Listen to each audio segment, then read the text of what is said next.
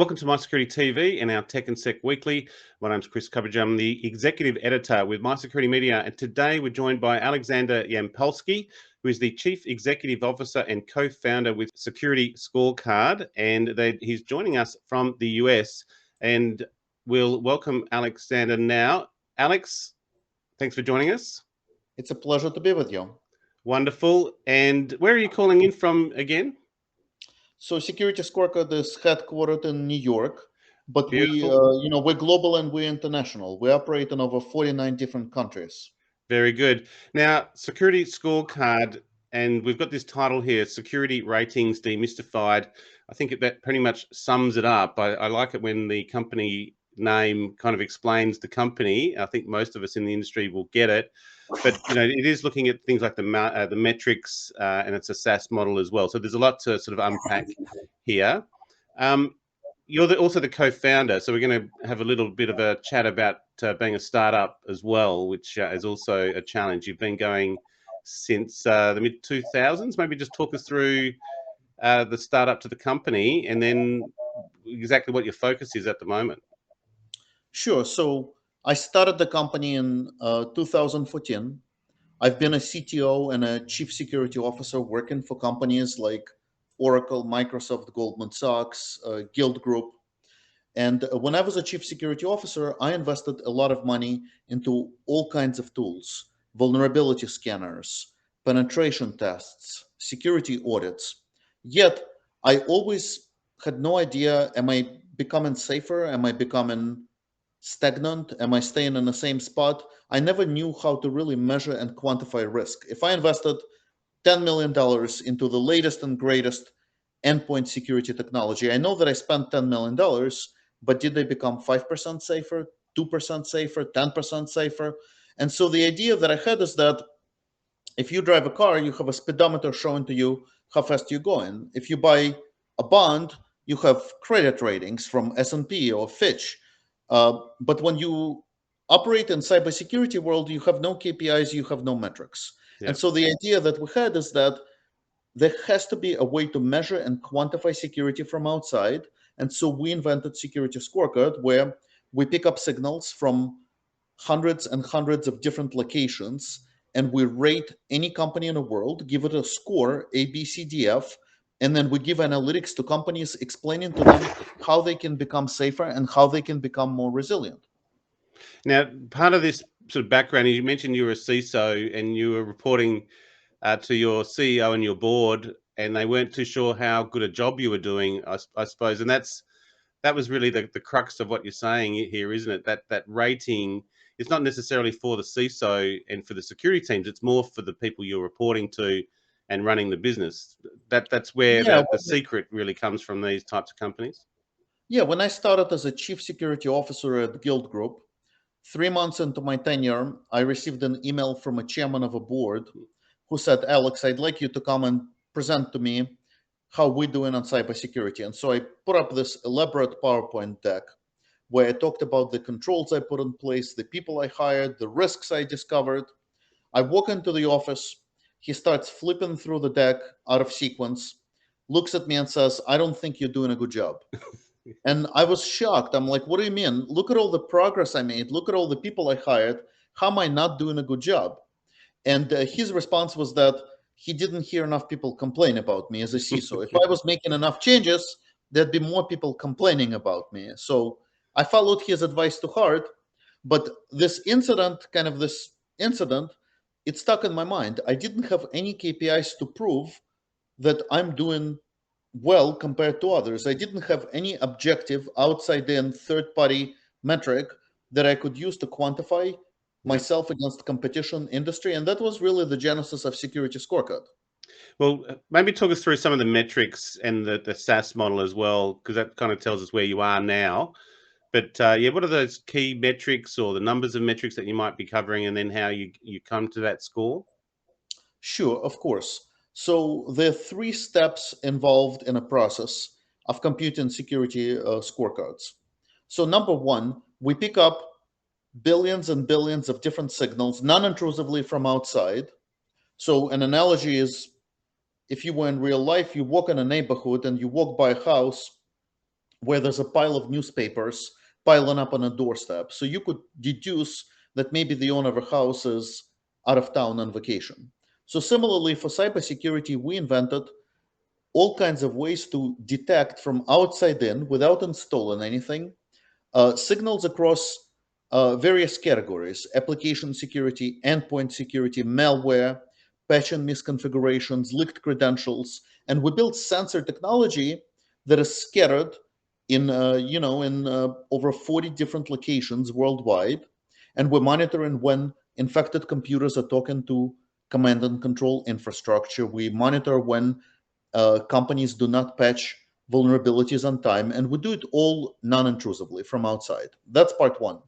Part two, for over 12 million companies in our data set, we rate 12 million companies, uh, we discover very rigorous and accurate attack surface, subsidiaries, subdomains, and we measure and we publish our algorithm and our precision. If you go to trustsecurity.scorecard.com, you're going to see that we have a 99% plus accuracy rate. We publish the algorithm, we publish all those KPIs. Yeah. And so we discover attack surface, we find the signals, and then at step 3, we give a score.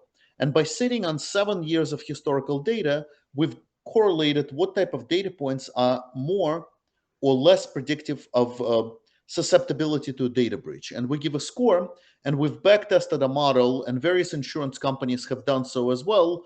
And we've demonstrated that companies with a bad score are 7 times more likely to get hacked than companies with a good score. And as a result, we produce all of this through UI, API, and then we can integrate our scores into various workflow tools like ServiceNow, Splunk, Archer, IBM Curator, and various others. And that's how our customers consume it. You can almost get an instantaneous score as well if you're in that sort of. So for 12 cohort. million companies in a data set, the score is continuous. It's refreshed all the time. But if you type a company name, you're going to get it instantaneously for any company in that data set. If a company is not in a data set, it's going to take you about a minute. And then you still have a very rigorous, comprehensive score. And then I think as a sort of that software as a service model, it then allows you to, or gives you a roadmap to where to go to improve that score along the way. Yeah, so we not only give you a score, but we give you a pathway to improve your resilience. And actually, any company in the world can, for free, sign up for an account with Security Scorecard. And for free, we're going to tell that company how to improve a score to an A. What are the paths that you need to undertake to improve your resilience and become 7 times less likely to suffer a data breach? So that brings us to mapping and frameworks. This is obviously aligned to different regulations around the world as well. So how does it do that? And sort of through the frameworks that you work with, this is automatically aligning the company or whoever's filling out that information to wherever they are and whatever markets they happen to be in? Yeah, so we give you the scores, we give you the analytics, but we also we developed machine learning technology to map to different type of frameworks. So for example, you can take the signals and map it to PCI DSS framework for payment card industry, or you could map it to HIPAA for healthcare companies. So you could map it to GDPR or NIST or CMMC for defense contractors. So you can, or by the way, you can actually even upload your own framework, and then we're still going to map the signals we have into your own personal framework. So we've developed machine learning algorithms where by looking at the signals we pick up, positive and negative, we can tell you what are the discrepancies. For example, if one of the requirements of PCI DSS is for you to use up-to-date encryption, but we noticed that in your attack surface, one of the SSL certificates that is being served is out of date, right? Like it's expired, it's out of date, it's using a weak encryption algorithm, then clearly that contradicts the spirit of a PCI DSS framework, and it's going to be discrepancy. And that's actually one of the comparative advantages. Other folks in the industry cannot do it. So with those frameworks, and as you say, you can align to ones that you choose. What about updates and changes to, say, regulations and frameworks along the way? Is that picking it up automatically, or you just kind of put it on a watch list and it advises you? So whenever a framework or regulation is updated, we have a team that pays attention to it, right? And we can update a new Got it. framework, and then automatically we're going to map the signals onto the new framework. But we have also an R&D team, dedicated R&D team, with amazing folks who used to hunt nation-state adversaries, and they're in charge of continuously innovating and coming up and looking for signals that could be interesting and unique to our customers. And we collaborate with law enforcement quite regularly because even law enforcement needs our insights, needs our intelligence to catch the bad guys. Our mission at Security Scorecard is to make the world a safer place, right? And so that Yeah. means giving our access to private organizations, to law enforcement, and to nonprofits. We believe everybody in the world deserves to have a scorecard. Well, I think, as you just point out, the simplicity of the scorecard, despite the complexity behind at the back end, it does provide a lot of use cases for that. You've already kind of touched on insurance companies. One of the things we've just covered, we're just releasing our Cyber Risk Leaders magazine today, and we do have a security scorecard article in there on third-party risk management. And I think that's a key one in, say, for supply chains and looking at your suppliers, your contractors, and your supply chain sort of third parties. The other one here is obviously executive reporting, which is kind of the motivation that you were given to even start the company in the first place. Is that what you're finding globally? There's those three ones I just mentioned: insurance, executive reporting, third-party risk management. Bit of a no-brainer for most of us. Are they the main drivers? Do you still find that there's more coming through in terms of the use cases as the market applies this? So we have three main use cases, Yeah, but we also continuously discover new use cases. But the three main drivers are counterparty risk, where you yeah, have big banks, healthcare institutions, they monitor their suppliers, business associates, M&A targets, investment targets. They integrate the alerts from our system into their workflow, and they make safer, smarter business decisions. We have companies who are saving tens of thousands of man hours and millions of dollars by automating it because they have 20. We have some companies who have 20, 30,000 plus suppliers that they deal with. There's no way that they could yeah. conduct manual audits of all of those suppliers. Yet, if any of those suppliers gets hacked, they're going to be in the news for the wrong reason because their customer data got stolen. And so we give them intelligence within seconds to find out which of the 30,000 plus suppliers are in the bottom 10%. And so you need to go talk to them and mitigate risk, and which ones you don't need to worry about. The second use case is you have companies report to the board. The boards are getting more educated and sophisticated about cyber. And they don't want to have CISO promises, but they want to have quantifiable KPIs that a CISO can demonstrate to prove that she's doing a good job. And so we have hundreds of CISOs reporting to their boards Yeah. using our metrics. I We have suppose it's a good one for benchmarking too. So you might go, well, look, that's us, but then how are our competitors doing? You know, what are their expectations in the market for us? Because, you know, you don't want to be too far out in front, but you at least want to know what your competitors are doing or what the industry standard or benchmarks might be as well. I take it that's another one from a board as to absolutely. where they compare. Absolutely. And how do you know that you are? How do you know that you are investing? How do you know that you're investing adequate amount of money? Like, Yeah, for example, we have some CISOs who demonstrated their scorecard to the board, and they saw that they have patching problems, that they're lagging compared to the rest of competitors in patching cadence. And so the board allocated millions of dollars more in budget for yeah. solutions to help patch the systems. And the CISOs would not have been able to convince a board without the scorecards that we provided. I was going to say, I take it you can do any company, like send, so you can do third parties without them knowing. Is that right? If they're in the We database? can rate any company without their consent because it's objective, outside in, and non-intrusive. We don't need to deploy anything. You can just type a name of a company. So I could put MySec TV or Yeah. Goldman Sachs or Bloomberg or anybody, and you're gonna have rigorous intelligence and insights about how you're doing and how you can become safer. Okay. Well, I've just thought of a media use case because if a company gets hacked, if I was a media organization going to do a story on that company, I might get their security scorecard first. And if they're a fail on there, and they've been breached, and it's like, well, you guys should have known, and all you had to do was go to Security Scorecard, and you would have known what your posture was. I suppose this leads back to, yeah, because all the indicators are there. If you remember the yeah, incident with Colonial Pipeline, where the hackers infected Colonial Pipeline with ransomware and the gasoline was not being pumped, right? The prices skyrocketed. We've had indications in our technology that that many of the pipelines in the United States were not doing a great job protecting their systems. They were yep, running out of date software. They've had malware infestation.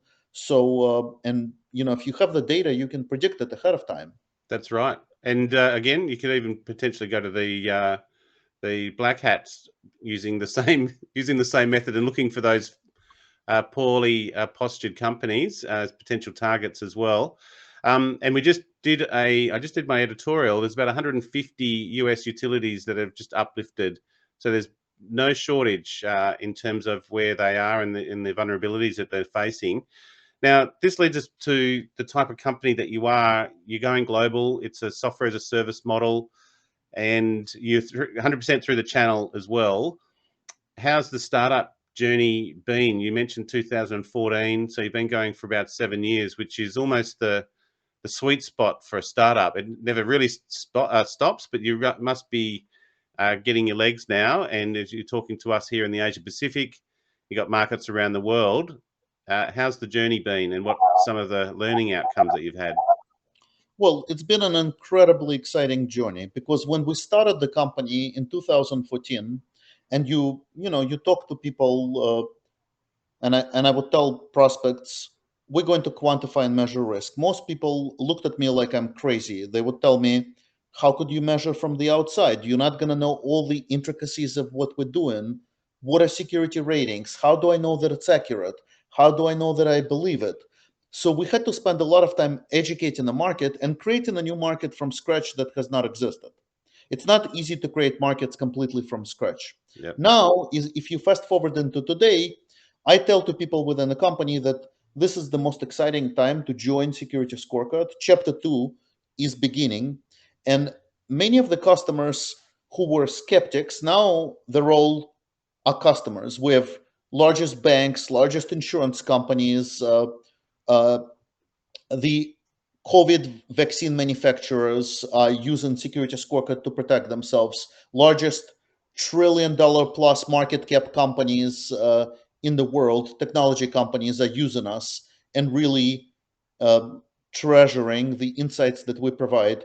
We used to talk to regulators in the government once a year. Now we talk to them every day. And insurance is becoming a must-have.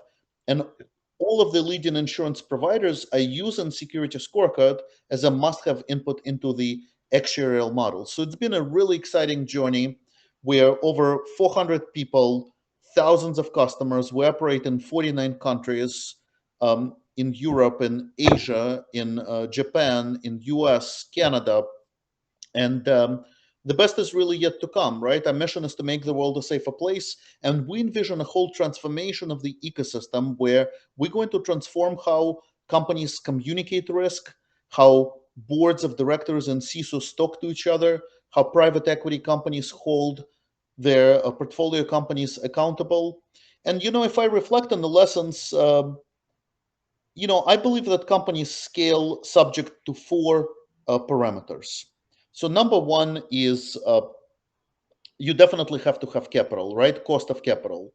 That's one. And we've attracted amazing investors like Sequoia, Google, Silver Lake, T. Rowe Price. So that's parameter one. Number two, um, market. That's the most important part. You could have a great idea, great team, but if you are too early or too late to the market, Mm. you're going to lose. So you need to get into the market at the right time. And we entered the market as everything is shifting to the cloud, as the third party risk is proliferating. And so we entered the market at the right time. Number three, great product.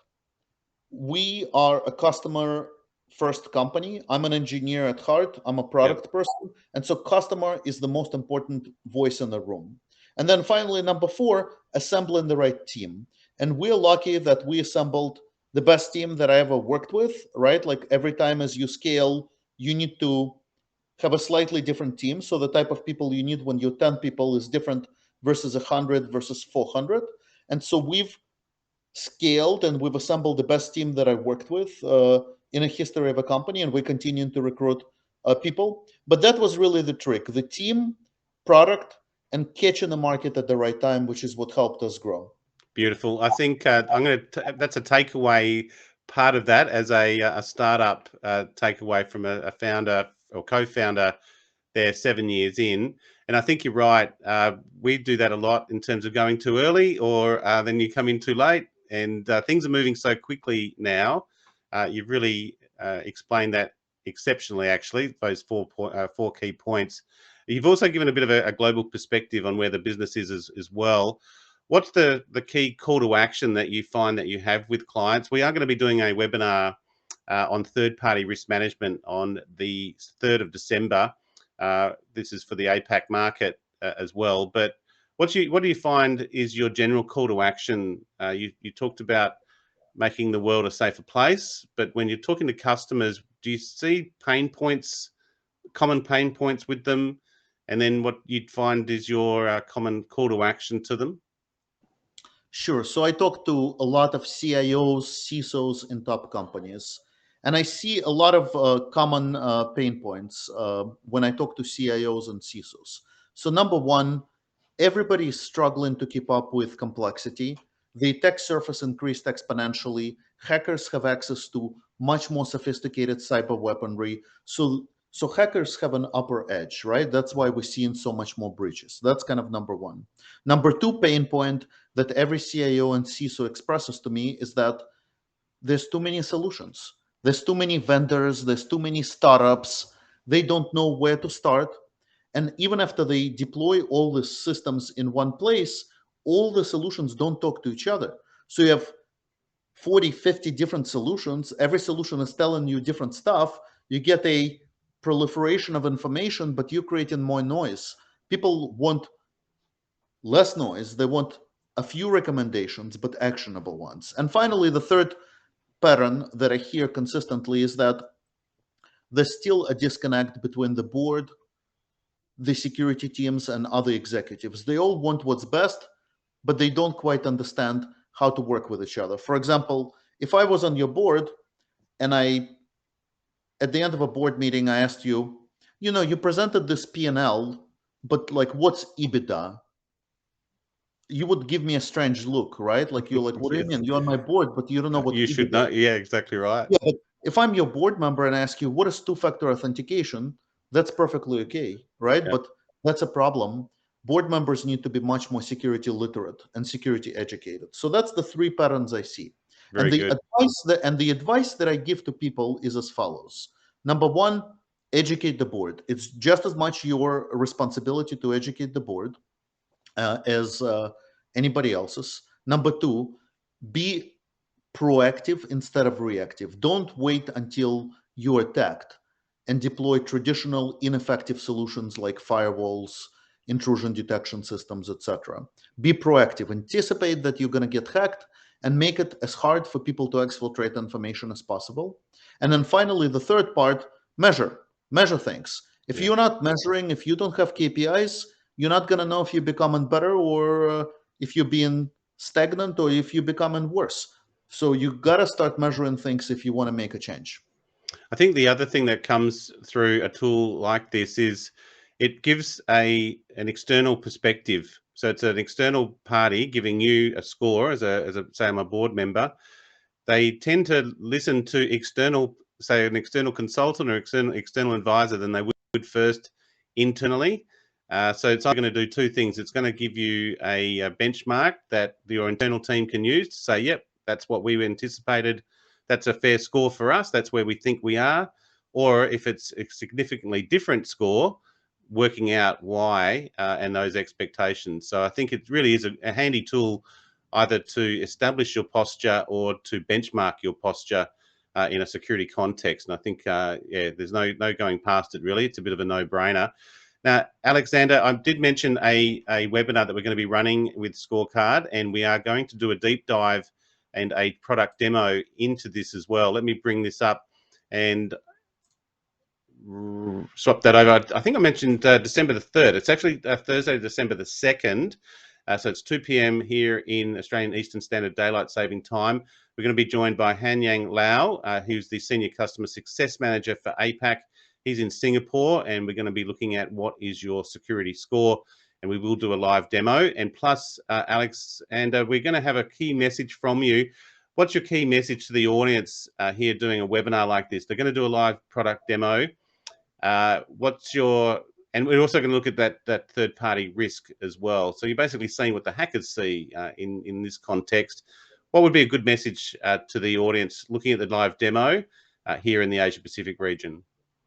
Well, a good message would be try it out, right? I think that right now, if you're not using any tool to measure and quantify risk, then you're flying blind. You know how, like, if you are flying a plane in the middle of a thunderstorm, your altimeter is not working, your instruments are not working. How are you going to land the plane? So try out the tool, see what you like, see what you don't like. We're happy to talk to you about how we can help you accelerate significantly the speed of the business decisions you're making, and I'm confident you're going to find it useful. Beautiful. Well, Alex, thank you so much for that. Very insightful. Like I said, it's a bit of a no-brainer to at least try it out and do a demo. I would be doing it on maybe some third parties as well as your own company. But with that, I've been joined by Aleksandr Yampolskiy, the Chief Executive Officer and co-founder with SecurityScorecard there in New York. And we're discussing security ratings demystified. Alex, thanks so much for your time. It's been a pleasure speaking with you. Thank you so much. It was a pleasure speaking to you. Wonderful.